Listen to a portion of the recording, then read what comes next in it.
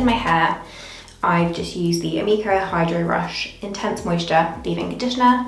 Really like this, packaging is really fun and I find it really hydrating, nourishing on my hair, and I can brush through it really easily.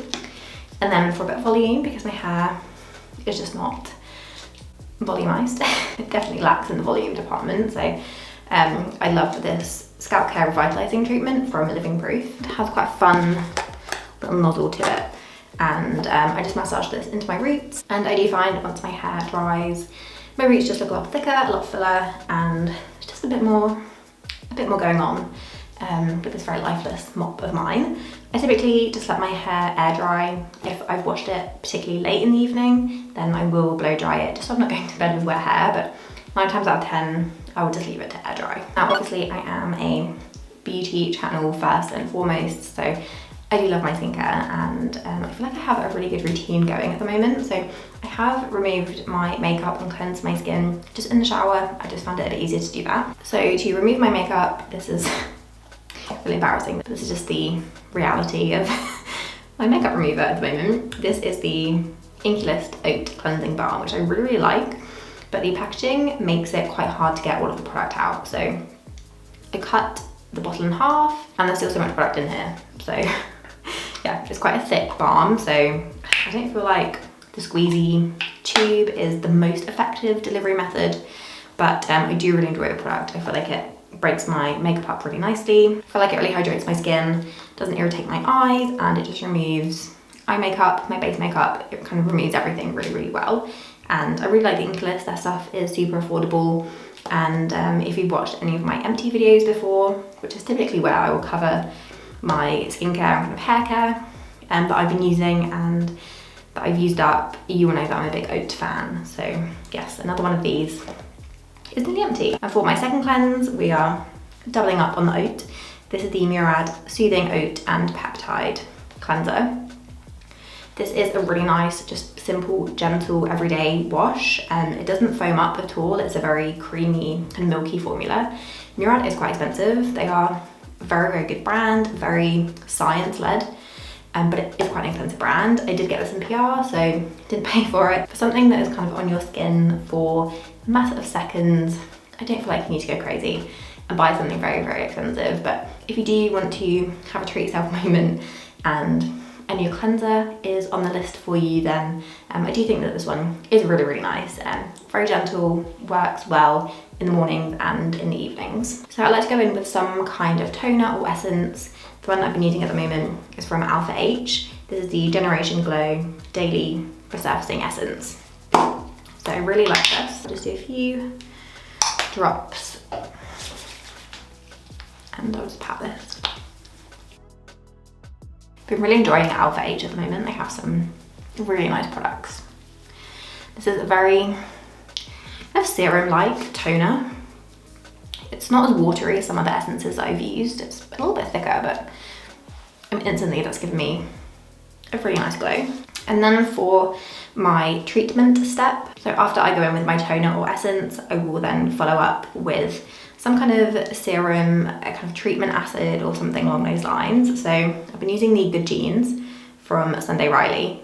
This is a glycolic acid treatment, and I find that my skin, I use about that much. I find that my skin reacts really well to glycolic acid. I've tried a few salicylic based acid products before, and I just don't find that my skin reacts as well.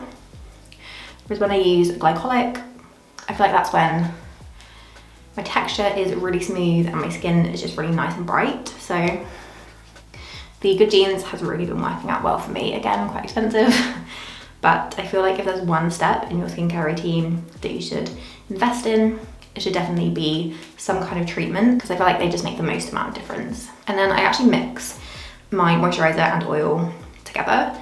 I don't know if this is the most effective way of using moisturizer and oil, but I just find it works really well for me. So I've been using the ROCHE EFFACLAR Duo.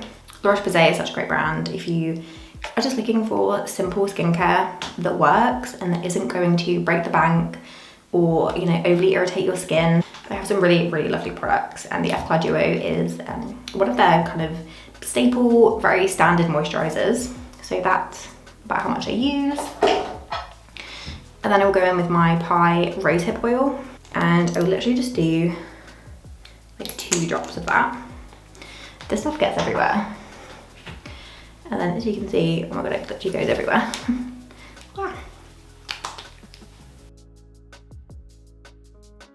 So that is pretty much my evening skincare routine done. I've been loving that combination of products at the moment. I feel like the Good Genes from Sunday Riley has really improved the texture of my skin, and I feel like my skin is so glowy and fresh. And when I'm consistent with this routine, I notice such a difference in the morning. If I'm not using the moisturizer and the pie oil, I really like to use this moisture mask from MURAD. So this is just one of those kind of slugging masks, is that? I don't know if that's even the right, what slugging is, who knows. But it's essentially just a very intense moisturizing mask, similar to the Origins Drink Up Intensive mask, which was very, very popular back in the day when I started blogging on Instagram and stuff. That was like the moisturizing mask that everyone was using. This is very similar to that, very moisturizing, very soothing. So I would say I probably use this 1 to 2 times a week in replacement of my Brush the Same moisturizer and the pie oil.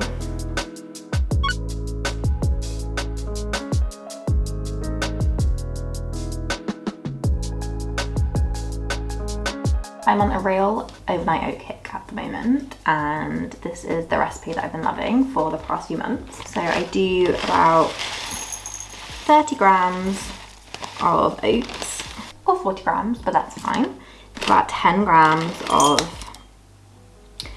dark chocolate, just because I have a sweet tooth and I do enjoy a bit of chocolate in the morning. I then do a scoop of vanilla protein, which just gives it a really nice flavour and an extra boost of protein in the morning. Some frozen blueberries. I use this Greek yogurt, which is raspberry flavoured. I'll normally do about 2 to 3 tablespoons of that. And then just to make it mix a little bit better, I go in with a splash of oat milk.